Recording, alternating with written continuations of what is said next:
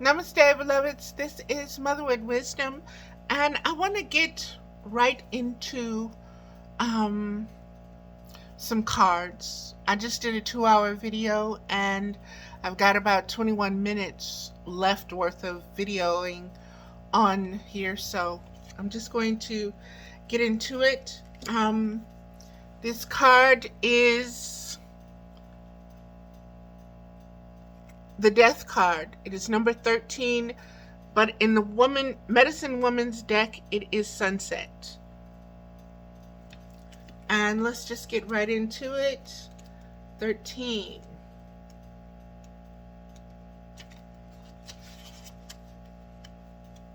Transformation. 13. 13 is sunset. 13 number and meaning is transformation. Traditional name is death. Medicine Woman energy. Ride through the desert toward the setting sun. Ride through the desert towards the setting sun. Affirmation. I can accept the changes that will come through higher states of consciousness. All change works to bring about my freedom and my good. I let go and I am free. If you watch the other 2-hour video, beloveds, you know that we just did the Devil card, which is number 15, which is the trickster. And the energy is what it is. And I'm just going to keep going. This card, the Sunset card, the Death card, like the setting sun, I am death to that which has been of this day, yet I promise renewal. When there is no other way out, I come. I am kind. Only I can offer the opportunity to leave behind the unsolvable problems. I am firm. There is no return to what has been. Through me, you are called to the Creator. You are called to listen once more to the great plan and the part you must play in it. I am the end of life as you have known it. I am the beginning of what you have not imagined.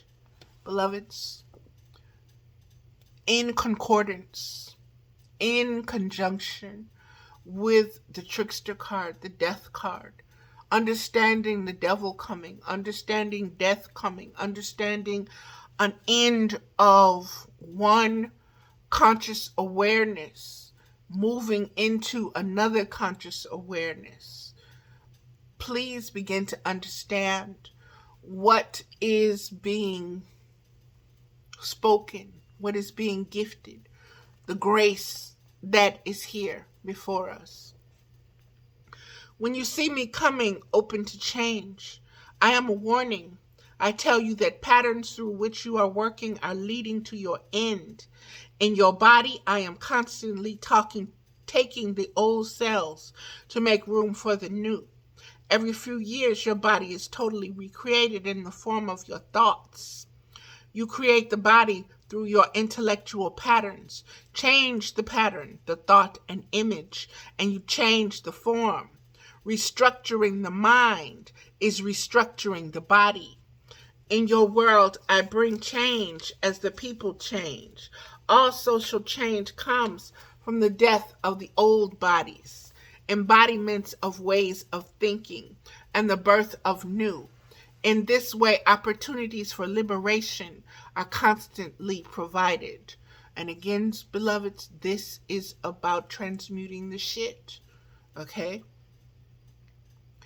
Death is change at the basic structural level, the waste. You can change your body and your experience through new concepts. Everything everything realigns as your thoughts take a new order.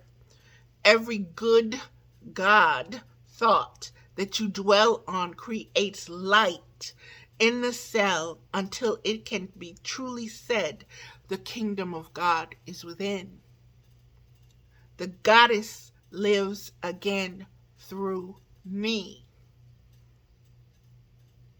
Beloveds, bring that knowing into your conscious, to your spiritual conscious awareness. Use it to expand your frequencies and your spectrums of your presence, your spiritual divine presence. Fear of death is fear of change. Fear that your good will not come. Fear of death is fear of the law, the equivalent of the word Lord. The law is, as you think, so will you be. Fear is overcome by love. Thinking loving thoughts fills your being with love. Realizing that every change brings you an opportunity to renew allows you to see the beauty of the plan, the divine order in all movement. Just seeing that every death renewal is your growth lets you begin to rest in love. To feel love not as a syrupy emotion, but as a deep appreciation, a gladness at another chance to change your mind. Fear of the law, Lord, mind, all the same thing, changes to using the law of mind, filling the mind with appreciation of change, evolution, opportunity to review and renew. This is the perfect love that casts out fear. Fear of death is overcome by this wisdom. As the sun sets each day, I ask you, have you taken this opportunity to change? Have you used this day to grow in love, to fulfill your purpose? If not, I will be coming around again. I will appear more and more ominous as you need. I will strike fear into your heart if that is what it takes, for I am kind. And if you use the power of your life, I will come only when all is done, to bring you gentle respite, to escort you on to higher places, to lead you to the one. Self-questioning. Am I taking the opportunities for growth? Am I taking the opportunities for growth a difficult situation? Do I learn by going ahead into more love, more creativity, or do I wait for struggle to be my teacher? Exercise. Write a 2-page paper describing your own death. Meditation. Allow yourself to imagine rising up out of your body, knowing that you are connected by a lifeline that is strong and vibrant.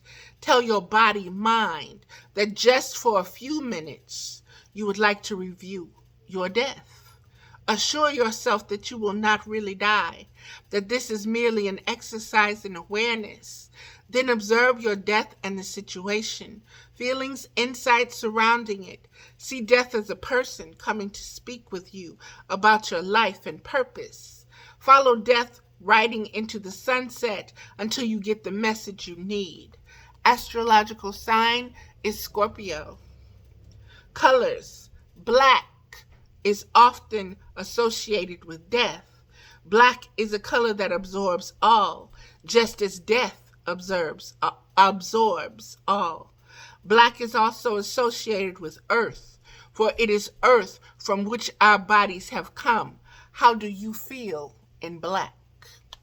That's so powerful, because the color black was mentioned again in the trickster card.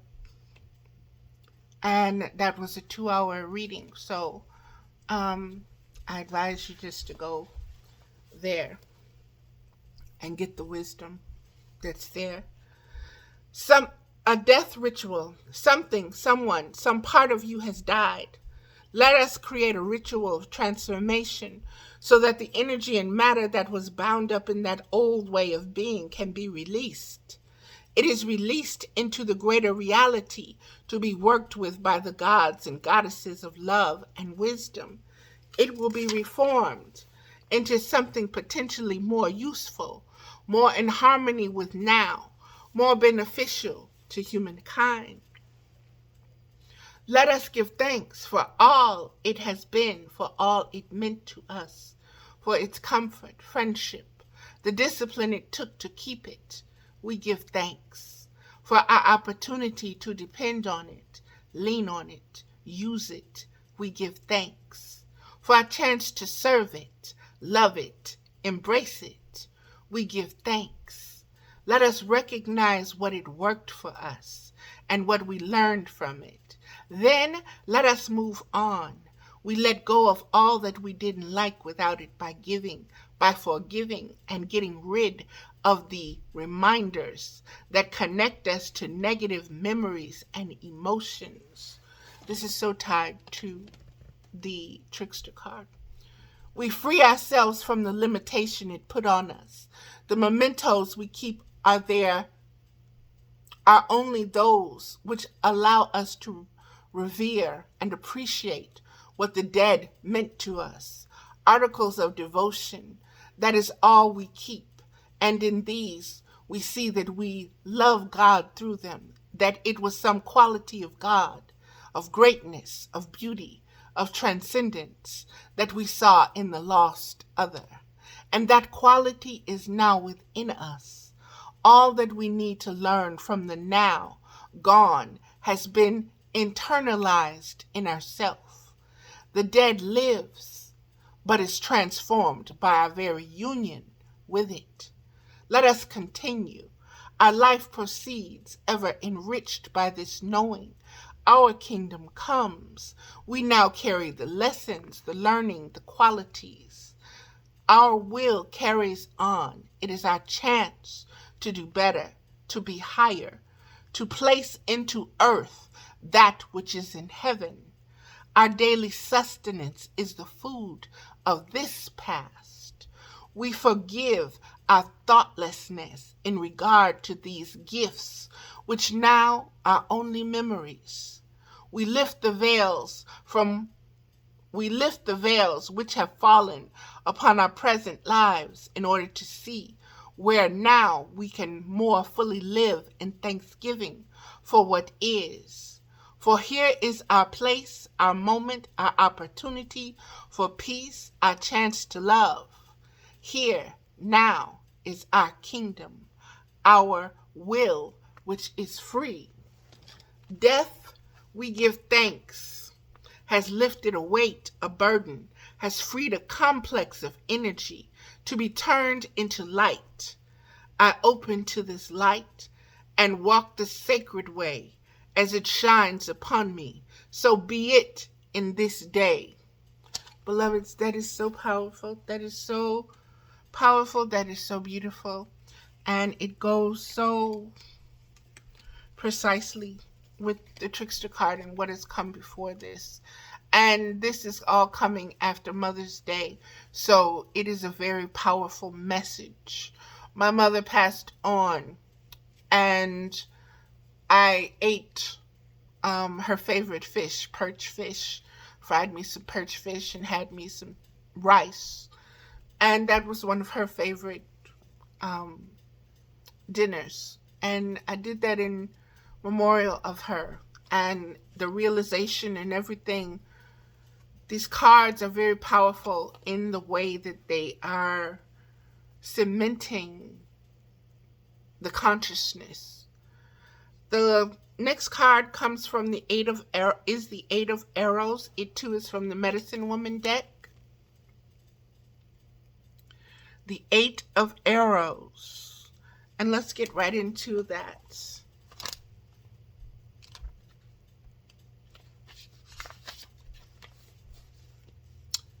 Eight of Arrows, commitment to a way. Prayer, my tools are now within. I am master of my mind, and I give my knowledge that others may master their lives.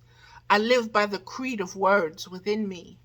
No battle inside or conflict outside will frighten me. I can do what I believe I must. I give what it takes to restore and renew. I have been called, and I answer. From perfect peace, I take my call. My will and the will of the Father are one. In Mother, the world of matter, my gifts are offered. Lesson, you have advanced to a new perspective. From here, you will empower others by offering a means to their greater well-being. You will give gifts that continue to give to of their own nature. Now that you have a new philosophy, religion, or lifestyle, each of these describes a large body of words you live by. You must realize that it will restrict you in certain ways. Initially, you will be blind to those restrictions. Pay attention, beloveds, because this is the truth.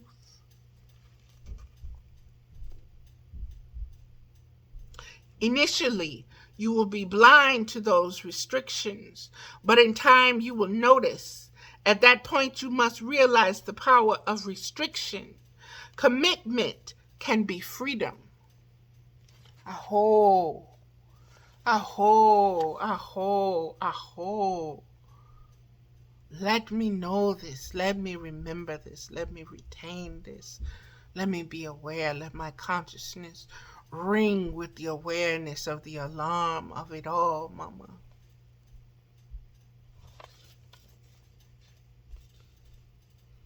Commitment can be freedom. So there will be a power of restriction.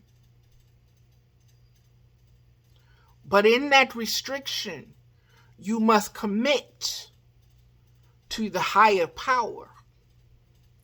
And there is freedom in the commitment, regardless of what you view as restriction.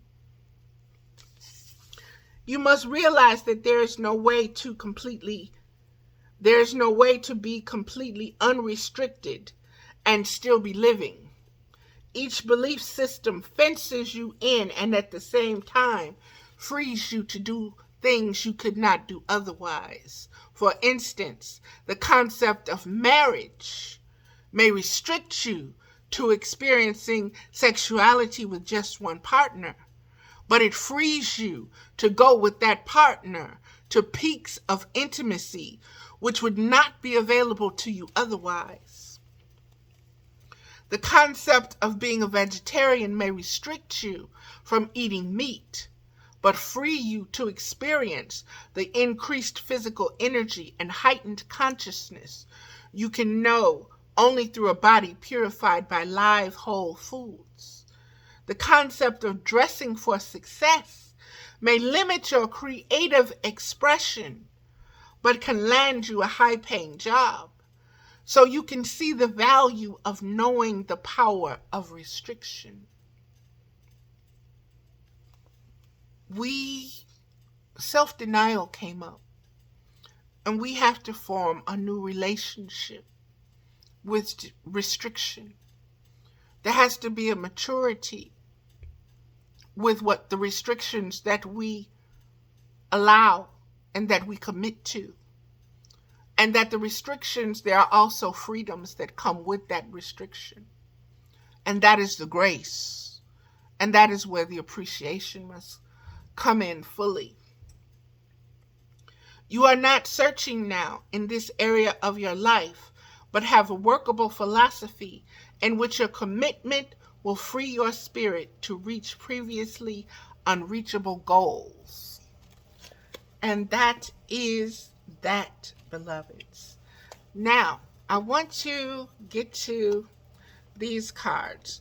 My relationships are supposed to feel good. This is number 5. Your life is supposed to feel good to you before your birth. You knew that the primary component of your physical experience that would offer the greatest value for your personal and collective expansion and joy would be the relationship that you would experience with each other. It was your plan to relish the diversity of your relationships and to choose from them the details that would make up your creation. And here you are. Understand, beloveds. Understand the individuals and the collective. Okay. The next one, there are many right ways for us to behave. Number 28, which is a 10. It is possible to live upon this planet with large numbers of other beings who believe and behave in a variety of ways in peace. When you are able to focus in such a way as to allow your alignment with Source, even though others are choosing to behave differently than you are choosing, then you will truly be free from the bondage of attempting the impossible task of getting everyone to agree on one right way. One right way would lead to endedness.